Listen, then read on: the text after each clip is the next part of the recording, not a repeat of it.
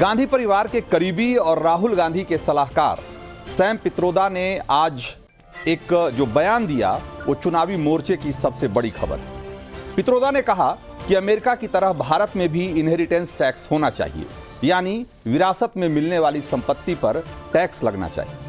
पित्रोदा के मुताबिक अमेरिका में एक आदमी की मृत्यु के बाद उसके बेटे को उसकी पूरी संपत्ति नहीं मिलती, बल्कि उसका एक हिस्सा सरकार ले लेती, जो कि 55% तक होता है।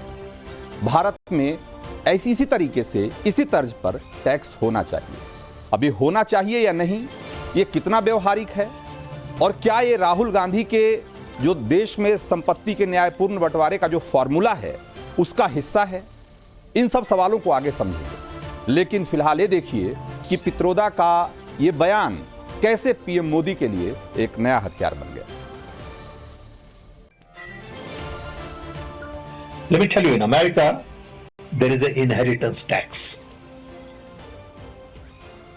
So if, let's say, one has $100 million worth of wealth, and when he dies, he can only transfer probably 45% to his children.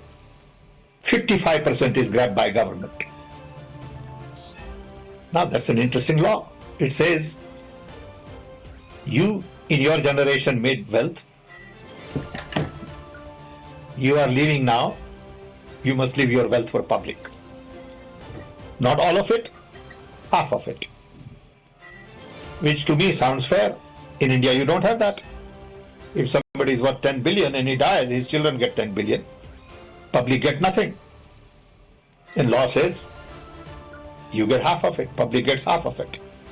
So these are the kind of issues people will have to debate, discuss.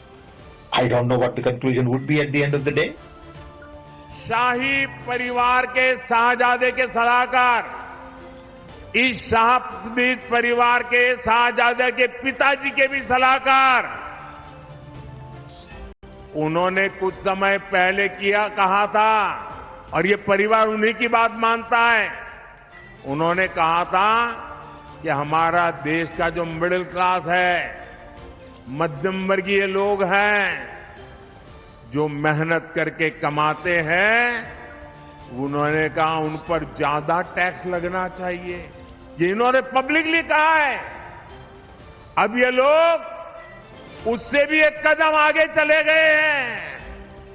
अब कांग्रेस का कहना है कि वो inheritance tax लगाएगी, माता पिता से मिलने वाली विरासत पर भी टैक्स लगाएगी। आप जो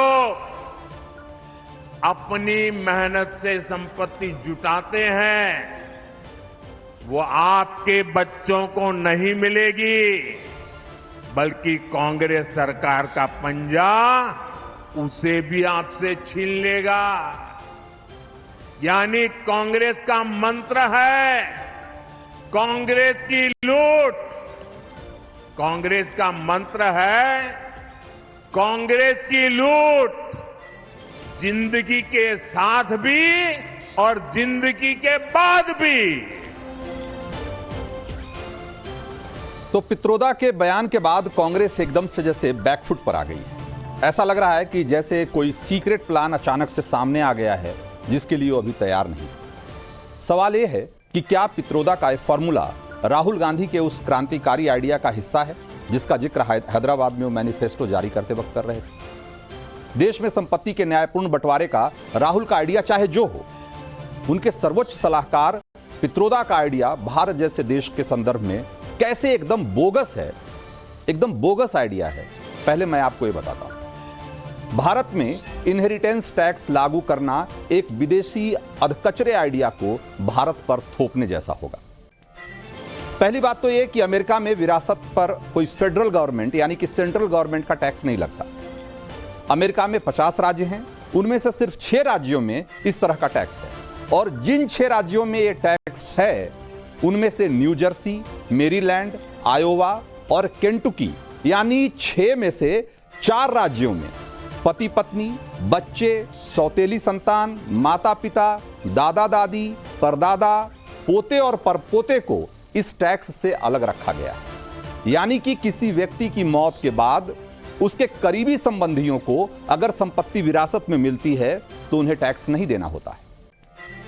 यह उस देश का प्रावधान है, इस बात को ध्यान में रखिएगा कि यह उस देश का प्रावधान है जहां परिवार का कॉन्सेप्ट भारत से बहुत हद तक अलग है, जहां पारिवारिक संबंध भारत की तरह न तो मजबूत होते हैं और न ही भावनात्मक होते हैं। ऐसा देश भी मानता है कि किसी व्यक्ति की संपत्ति पर उसके सगे संबंधियों का स्वाभाविक हक होता है। फिर भारत जैसे देश में जहां ज्यादातर मां बाप अपनी संतानों के लिए ही जीते मरते हैं, वहां आप उनकी विरासत पर टैक्स लगाना चाहते हैं। कांग्रेस का आइडिया सिर्फ इसलिए गलत नहीं है कि अमेरिका और भारत का समाज और पारिवारिक ढांचा अलग अलग है। सैम पित्रोदा असल में फैक्चुअली भी गलत है। अमेरिका के 50 राज्यों में से 2 राज्यों में करीबी संबंधियों पर भी विरासत वाला टैक्स लगता है, लेकिन वहां यह 55% नहीं है जैसा कि पित्रोदा कह रहे हैं कि 100 में से 55 वो रख लेते हैं और 45 बच्चों को दे देते हैं। ऐसा नहीं होता। पेंसिल्वेनिया में ये 4.5% से लेकर 12% के बीच है और नेब्रास्का में 11 से 15% है। लेकिन पित्रोदा क्या कह रहे हैं और पित्रोदा क्या चाहते हैं? पित्रोदा चाहते हैं कि भारत में मौत के बाद आदमी की ज्यादातर संपत्ति सरकार हड़प ले और उसे दूसरों में बांट दिया जाए। एक बात और, यह आइडिया भारत में पहले भी फ्लॉप हो चुका है। भारत में 1985 से पहले विरासत पर टैक्स लगाने का प्रावधान था, इसे स्टेट टैक्स कहा जाता था। लेकिन राहुल गांधी के पिता राजीव गांधी ने की सरकार ने इसे खत्म कर दिया और खत्म करते वक्त तब के वित्त मंत्री बीपी सिंह ने जो कारण बताए थे उससे आपको ये समझ में आ जाएगा कि ये किस हद तक अव्यवहारिक है। बीपी सिंह ने कहा था कि यह टैक्स अपने मकसद में नाकाम साबित हुआ है।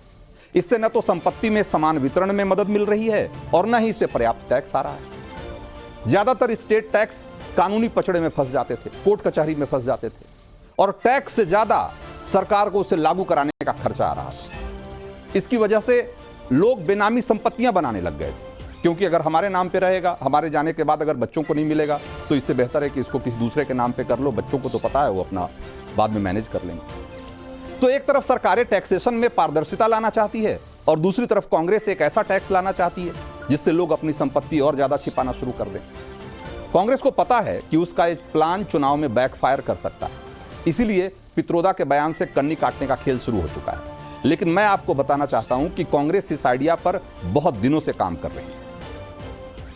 मीडिया रिपोर्ट्स को अगर आप खंगालिएगा तो आपको साफ साफ पता चल जाएगा कि 2014 से पहले कांग्रेस सरकार ने कई मौके पर इनहेरिटेंस टैक्स लागू करने पर विचार किया। केंद्रीय मंत्री और फिर वित्त मंत्री के तौर पर पी चिदम्बरम ने मई 2011, नवंबर 2012 और फरवरी 2013 में इनहेरिटेंस टैक्स लगाने की वकालत की थी, लेकिन उस वक्त ये लागू नहीं हो पाया। इसीलिए पित्रोदा के बयान के बाद जयराम रमेश की ये सफाई गले नहीं उतरती कि उनका बयान निजी बयान है, कांग्रेस का नहीं। और जब प्रधानमंत्री ने अब इस मुद्दे को उठा लिया है तो कांग्रेस को तो अभी और भी बहुत सारे सवालों के जवाब देने होंगे।